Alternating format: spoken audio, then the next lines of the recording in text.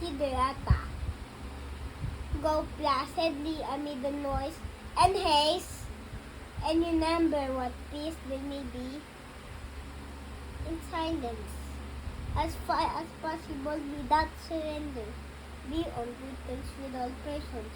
Speak your truth quietly and clearly, and listen to others, even the dull and ignorant. They too have their story.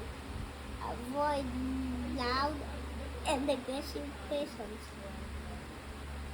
for they are vexations to the spirit. If you compare yourself with others, you will become vain and bitter, for always there will be greater and lesser persons than yourself.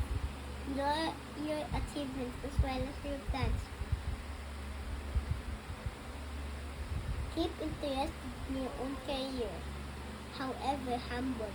This is a real possession in the changing fortune of time. Exercise caution in your business affairs, for the world is full of trickeries. But let this not blind you to what virtue there is. Many persons strive for high ideals, and every life is full of reason. Be yourself, especially do not feign affection, neither be cynical about love. For in the face of all aridity and disenchantment, it is as perennial as the grass. Take kindly the counsel of the youth, usefully surrendering the things of youth. Let your strength of spirit shield you in sudden misfortune.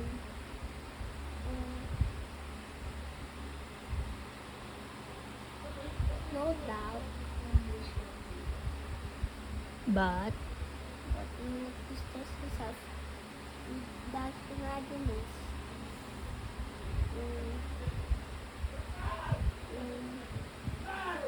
Many fears are born of fatigue and loneliness. Be an wholesome discipline. Be gentle with yourself. You are a child of the universe, no less than the trees and stars. You have a right to be here, or whether or not it is clear to you. No doubt the universe is unfolding as it should.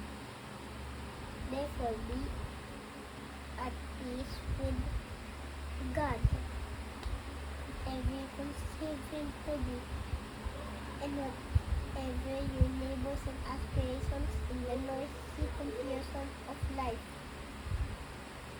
Keep peace with your soul. Long it some drudgery and broken dreams. It is still a beautiful world. Be cheerful. Strive to be happy. Happy. Desiderata.